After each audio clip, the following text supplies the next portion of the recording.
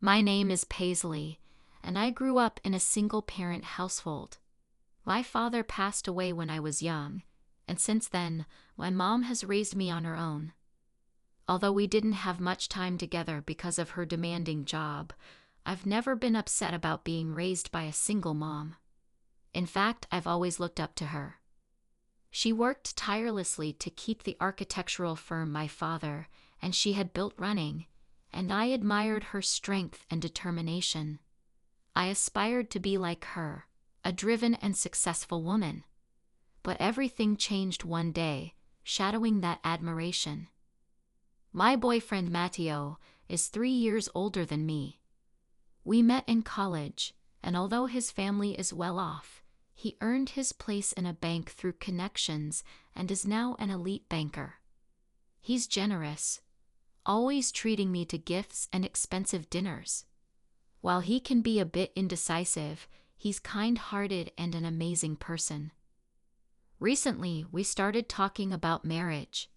I've just graduated and begun working, so the timing isn't right for me. I still want some space for myself. But we agree that we'd like to be together as a family in the future. Today, I'm heading to meet his parents for the first time. I've been excited to finally meet them and announce our intentions to marry. I put extra thought into my outfit and appearance, wanting to make a good impression on his sophisticated parents.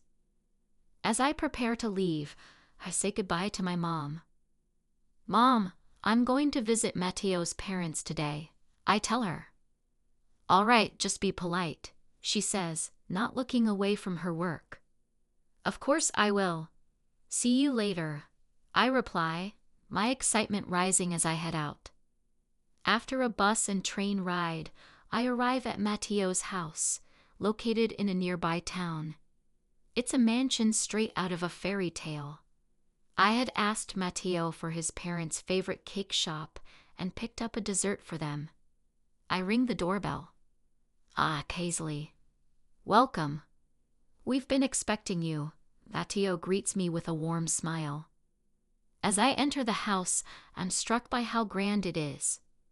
The space and decor scream wealth, showcasing the power of Matteo's father, a high-ranking banker. "Nice to meet you. I'm Paisley," I say, a little intimidated by the splendor, but trying to maintain composure. "Welcome, Paisley. It's a pleasure to have you here," Matteo's mother says warmly, gesturing for me to sit down. "Let me prepare some tea." "I'm Matteo's father. Please make yourself at home," his father adds, offering a friendly smile. Matteo's parents are kind and welcoming, just as I had hoped. We chat over the tea and cake I brought, and it's a pleasant exchange. His mother is lively and engaging, while his father listens intently. Matteo chimes in occasionally. But when the conversation turns to my background, the mood shifts suddenly. "So, you lost your father at 5, and your mother raised you alone. She must be an incredible woman. I admire her," Matteo's mother comments. "It's clear that you turned out so well because of her strong upbringing." "Yes, my mom is truly my role model," I respond, feeling hopeful that we're connecting. But then, Matteo's mother's tone changes. "However, coming from a single-parent household and with your mother being self-employed, we're concerned about whether this is a suitable match for our son," she says. Matteo's father quietly agrees. It raises questions about stability and trust. I'm stunned. They had just praised me, and now they're calling me unsuitable. I glance at Matteo, hoping he'll speak up. "Mom, Dad, this is ridiculous. Her family situation doesn't define her," Matteo says, trying to defend me. But his parents stand firm. "We simply can't trust a family with only one parent. What if there were financial problems and we had to lend money?" Matteo's father continues. "And it's unusual for a single mother to be able to send her child to college." We can't have someone like that in our family, his mother adds. Her words sting even more because they aren't direct insults but veiled criticisms. Matteo argues with them, but ultimately it's in vain. We might accept that you're just dating her for fun, but marrying her? It's impossible. The differences in lifestyle are too great, Matteo's father concludes. Matteo can't say anything in response. He stands there silently, looking down. Finally, he turns to me, his voice soft and apologetic. I'm sorry, Paisley. I can't marry you after all. What? You're rejecting me because I come from a single-parent family? I ask, devastated. I didn't want it to be this way. Please don't blame me, Matteo says, his voice tight. You knew about my family situation. Do you also think we're not a good match? I search his face for any sign of disagreement, but he says nothing. His silence is the answer I feared. He agrees with his parents, believing I'm not the right choice. I'm crushed. I never imagined that even Matteo would turn his back on me because of my background. Paisley, please go home, he says, his voice strained. I don't want to be there anymore. I'm leaving. I'm sorry for the trouble, I say, leaving without anyone trying to stop me. I walk out, tears falling as I head back home. When I arrive, my mom immediately notices my tear-streaked face. She asks what happened. There's no point in lying. She knew exactly where I had been and what had happened. I feel like I'm betraying my mother's values, and I don't want to tell her the truth. But eventually, I share everything with her. As expected, she is furious when she hears about how I was treated. Well, so that's who they really are. It sounds like Matteo just went with whatever his parents said.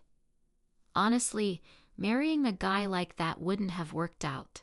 So I think it's for the best that you don't go through with it, she says, trying to comfort me. Mom, I begin, but she continues. I know it must have been hard. You handled yourself well despite the way they treated you. You did great. You've made me so proud. She hugged me tightly, and after a pause she asked, What bank does Matteo's father work for? The name of the bank came to me instantly, as Matteo often bragged about it. When I told my mom, I could see her piecing things together in her mind. Paisley, your mother may not have much, and we don't have a father in the house. It's easy to feel unlucky because of that, but you should never feel ashamed or less than anyone, she scolded gently. After your father left, I raised you to always believe that. I won't forgive Matteo and his family for what they've done to you. Even though I had already cried on my way home, fresh tears welled up in my eyes.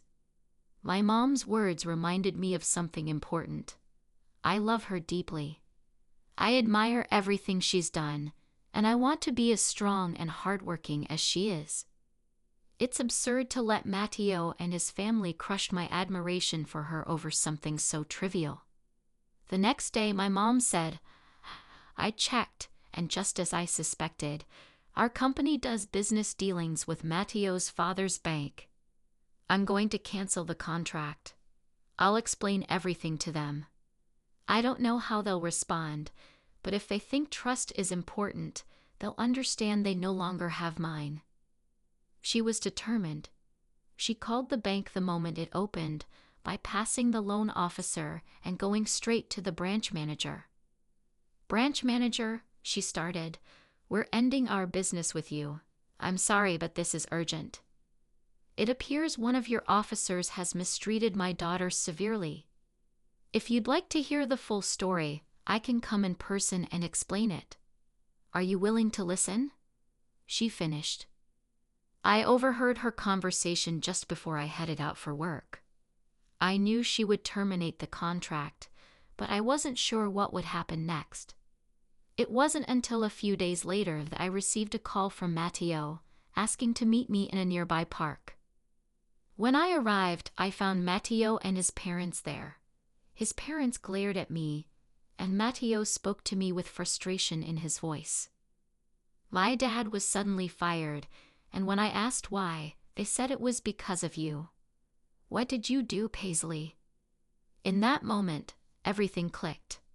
I understood what it meant to sever a contract and why a banker losing trust is such a big deal.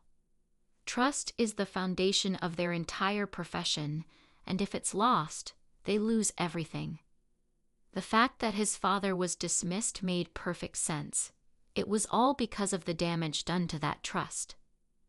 What I learned later was that Matteo and his father, just like they did with me, looked down on clients, treating them poorly if they were less wealthy.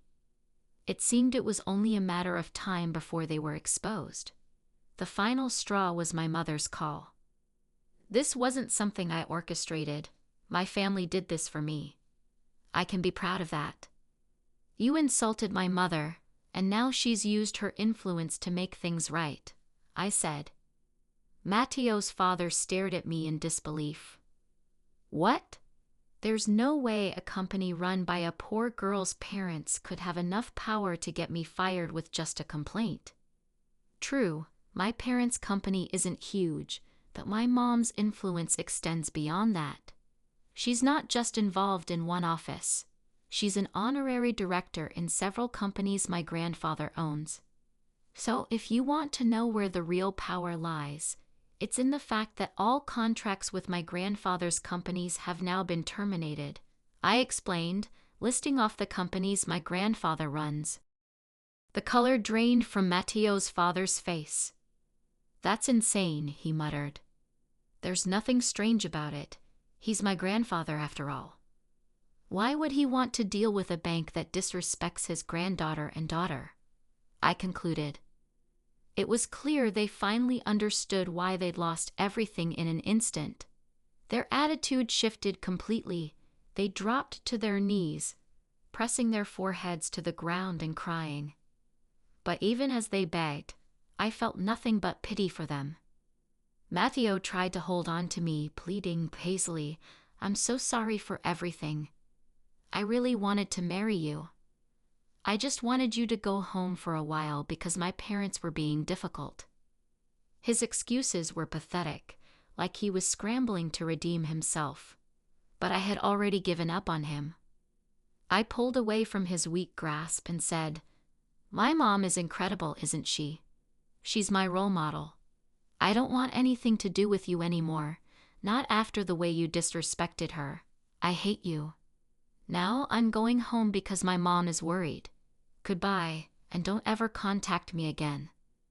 I walked away, and Matteo didn't have the strength to follow. He stayed kneeling, just like his parents. Afterward, his family, now without jobs, began to sell off their cars and luxury items. Eventually, they even had to sell their house. Thanks to my mom and grandfather, I realized how lucky I was to have avoided marrying someone like him. He would likely continue to live with his inflated sense of pride, struggling financially. I couldn't help but hope he'd learn to live within his means. My mom and I even had a laugh about it.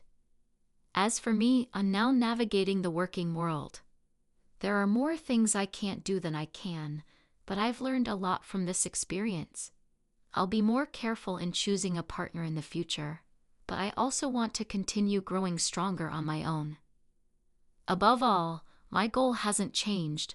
I want to become a strong, successful woman like my mom. I want to protect and support my family just like she does, and I'll keep working hard every day to become a woman I can be proud of. Thanks for watching, and I'll see you in the next video. Stay strong.